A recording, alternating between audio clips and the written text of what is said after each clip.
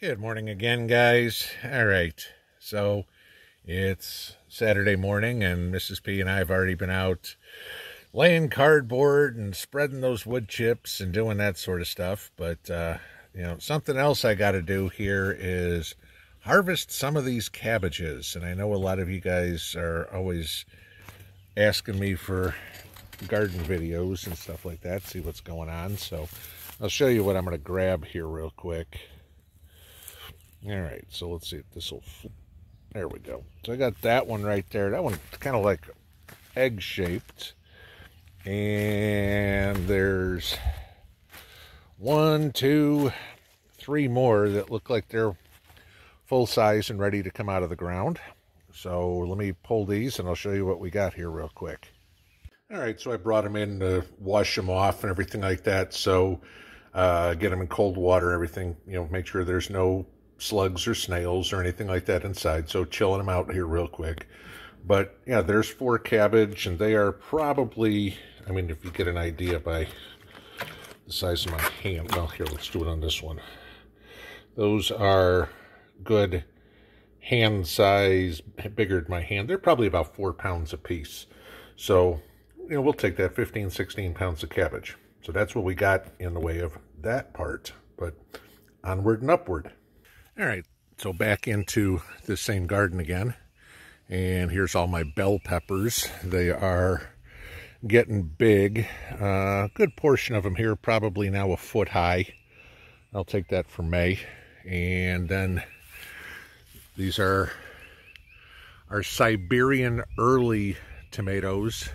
So those are good 3.5 feet high already. Mrs. P said when she was in there yesterday, we've got a couple of little green ones coming through. So we'll take that for a start. Obviously more cabbage, but I'll let them grow a little bit. My 1 row of onions here, gave them a haircut the other day. And of course they bounce right back, and so they're 1.5 feet high already. There's another version of Russian tomatoes that we have, which are doing quite all right. These are a later variety, so I don't expect them to be as big. Banana peppers, there's one of my favorites. So first planting in the back, second planting here in front. We'll take what we're doing. And then Mrs. P's Japanese cucumbers. You ever knew anybody that's Russian and how much they love cucumbers? That would be it. All right, so let's walk over to the next one and take a look. So these are Bartelli tomatoes. They're red cherry tomatoes. These are my ones that get huge. These are the ones that get over 10 feet high. So, but they're already starting to put fruit on. If you can see in there, you see little tomatoes. Here's a whole nice string of them starting. If I can kind of get those in focus a little bit. But yeah, these are 4 feet high at this point. That will have tons of cherry tomatoes, so we'll be happy on that. Asparagus is looking good for the year. Still waiting on next year. It's probably when I'll start being able to harvest next spring. Pepperoncini. Now there's my favorite pepper of them all, and they are doing quite well. Every one of them is looking healthy. Onions again. This is the big stand of them. There's 4 rows in here, so we're gonna have boatloads of onions. My acorn squash. That's all looking well, growing as well. This was the radish pit. There's only a couple left in there. Carrots will be going in there soon now that it's 80 degrees, so we can get germination. These are another kind of cherry tomato called champagne bubbles. These are white tomatoes, or gold, I guess, if you will, that one of y'all sent me, so they are doing well. And of course we have the pole beans, which are just going absolutely silly. Right here is better than 3 feet high already. Not bad for about 3 weeks in the ground. So that's what we got for the back garden and the mid garden.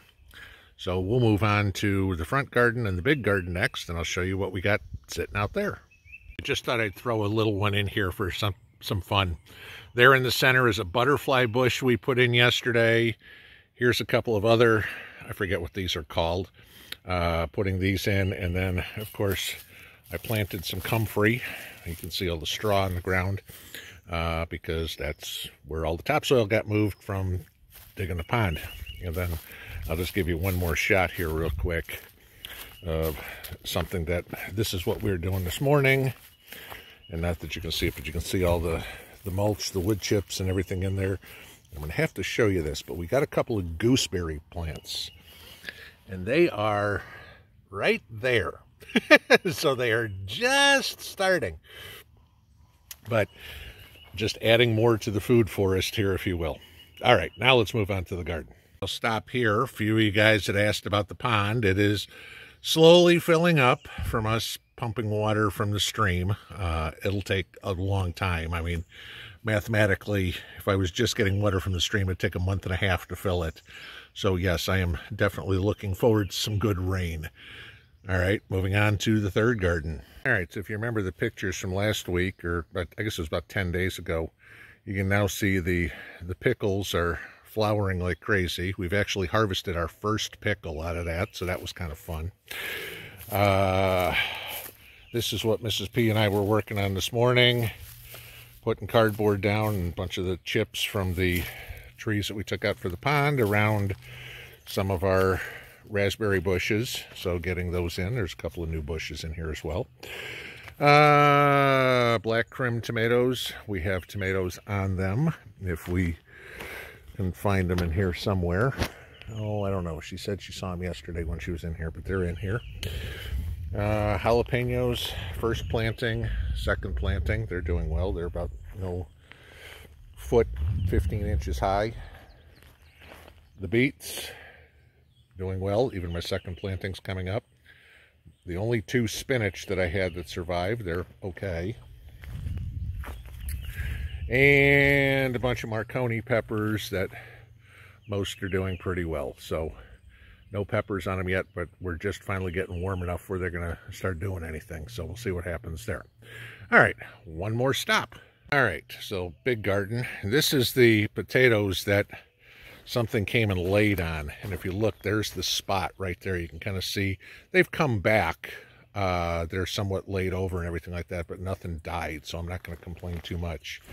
The peas behind them, there's a couple of them that are hitting end of life, but we've already harvested, probably 3 or 4 pounds of peas out of this thing, but let's see. Oh, I just broke that one open. Well, there we go. But you can see nice, big, fat, crunchy peas. And there's a bunch in here we got to get in the harvest again today. Wow, there's a lot in there. Corn. Swallow that one there. We'll be past knee-high by the 4th of July, that's for sure. Bush beans, doing well. Got probably 95% germination out of them all, so I'm not complaining there. Red potatoes, second planting filled in pretty much all the holes, so I'm happy about that. And I know you guys will ask about the sweet potatoes, so here's the sweet potatoes, and you can see they're chugging along. Still lots of mushrooms in there, which means I got compost going good. Even the little ones are moving right along. So the teeniest, tiniest one right there. But yep, there is a garden tour that some of you guys have asked for. So I thought I'd take you out here as I was harvesting some cabbage. So now it's time to go in and make a couple of canners full of Bohemian cabbage. If you haven't seen that video, know how to do that. That one's in the Cooking with Mrs. P playlist. But that's pretty much where it stands on a Saturday, guys. Before it's not even 10 o'clock and I'm already dripping in sweat here. Have a good one, y'all. Pinball out.